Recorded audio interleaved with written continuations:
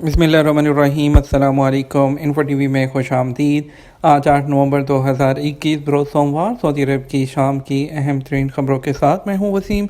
Saudi अरब के बदलते हालात, बदलते कानून और सऊदी अरब की रोज़मर्रा की ताज़ा तरीन अपडेट्स के लिए इन्फो टीवी को सब्सक्राइब कर लें, बेल आइकन को प्रेस कर लें ताकि आप कोई खबर मिस ना कर सकें। आज शाम के न्यूज़ बुलेटिन में बात होने वाली है ट्रैफिक खिलाफ वर्जियों की गिरफ्तारी की, सामान कार्गो की, बैरून मुल्क से लाने वाले मुलाजमीन की और इसके अलावा नकल गफाला इकामत तजदीद और दूसरी अहम अपडेट। तो वीडियो को मुकम्मल देखिएगा। शुरू करते हैं पहली खबर के साथ।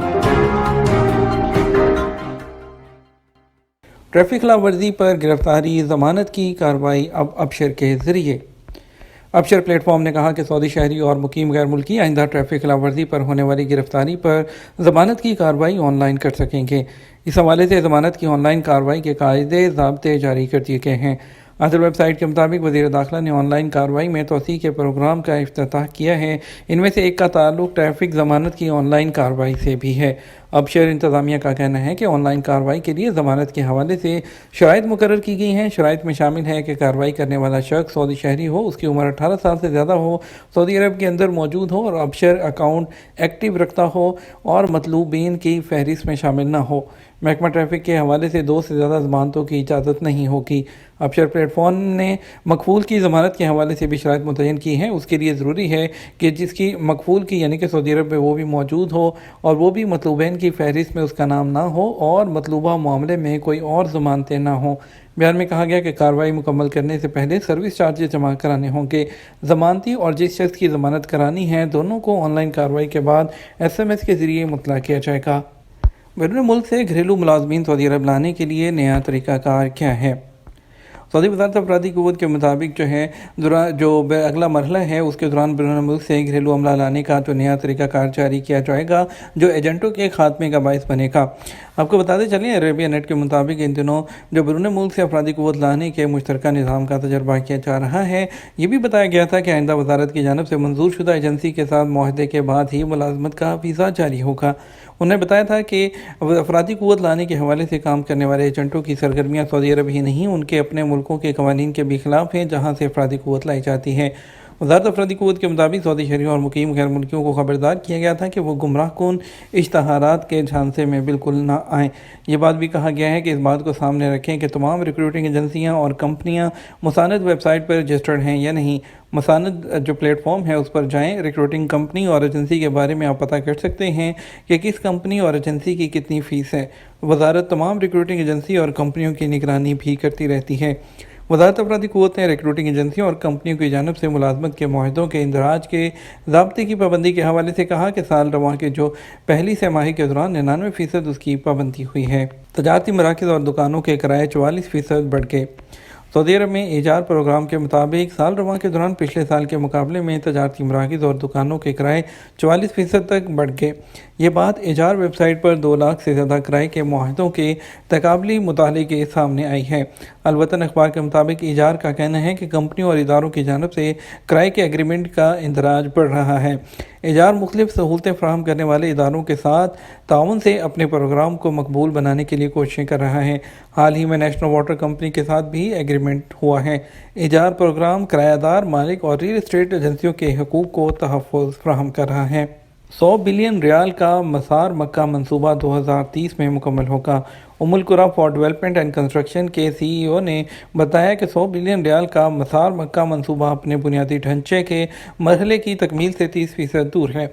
अरब न्यूज़ के मुताबिक उमुल कुरा फॉर डेवलपमेंट एंड कंस्ट्रक्शन के CEO ने कहा कि कंपनी ने इस मरहले के लिए मुख्तस 23 बिलियन रियाल में से 17 बिलियन रियाल खर्च कर दिए हैं।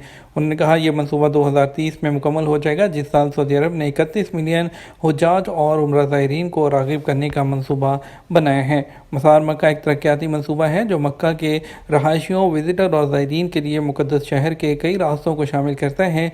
ये सऊदी अरब के विजन 2030 का एक हिस्सा है जो 2030 तक उम्रा ज़ायरीन की तादाद को 30 मिलियन तक बढ़ाना चाहता है और मक्का के रहायशियों और विजिटर्स के लिए मेयार ज़िंदगी में बेहतरी लाना चाहता है। कंपनी रेड में है, छुट्टी पर गए हुए कारकुन का इकामा तजदीद होगा या नहीं।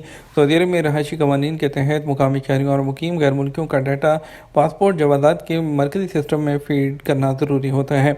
ڈیٹا جمع کرنے کے لیے غیر ملکیوں اور شہریوں کی جو آئز ہیں، اس کا آنکھوں کا جو عکس ہے اور جو فنگر پرنٹس ہیں، اس کے ذریعے جو ہوتا ہے ڈیٹا اس کو سیو کیا جاتا ہے۔ غیر ملکیوں کے اقاموں کا اجرا اور سالانہ بنیاد پر ان کی تجدید کے لیے لازمی ہے کہ جوازات کے سسٹم میں فنگر پرنٹ اور آنکھوں کا عکس جمع کرایا جائے۔ اس حوالے سے محکمہ پاسپورٹ کے ٹویٹر پر ایک شخص نے دریافت کیا کہ جوازات کے سسٹم میں بچوں کے فنگر پرنٹ کے لیے عمر کی آخری حد کیا ہے؟ بچے کی عمر 6 سال مکمل نہیں ہوئی، کیا فنگر پرنٹ جمع کرائے جا سکتے ہیں؟ سعودی محکمہ پاسپورٹ جوازات نے ٹویٹر پر دریافت کیے جانے والے سوال کا جواب دیتے ہوئے کہا، غیر ملکی بچوں کی جو لازمی فنگر پرنٹ کی انتہائی حد 6 سال اور اس سے زیادہ ہے۔ واضح ہے، محکمہ پاسپورٹ جوازات کے مرکزی سسٹم میں اقاموں کے اجرا اور تجدید اور خروجدہ کے اجرا کے لیے فنگر پرنٹ فیڈ کرنا ضروری ہے۔ خیال رہے، غیر ملکیوں کے بچوں کے لیے لازمی عمر کی انتہائی حد 6 سال ہے۔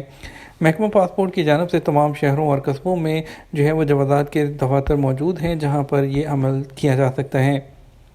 ایک اور شخص نے دریافت کیا ہے کہ اقامہ قوانین کے حوالے سے کہ کمپنی ریڈ میں ہے، اس صورت میں چھٹی پر گئے ہوئے کارکنوں کے اقامے اور چھٹی میں توسیع کیسے ہوگی؟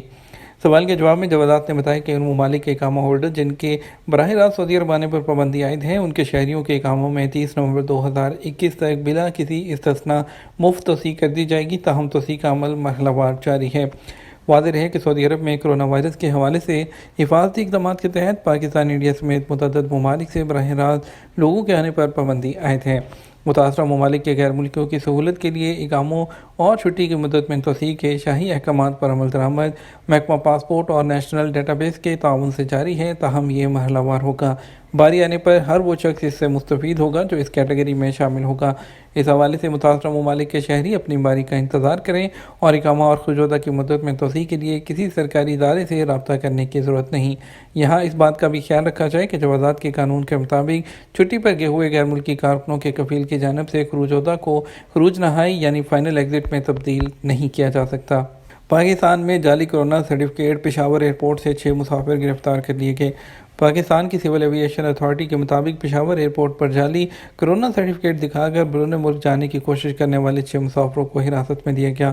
سول ایویشن کے مطابق پشاور کے بادشاہ خان انٹرنیشنل ایئرپورٹ پر CAA ویجیلنس اور محکمہ صحت نے کارروائی کی۔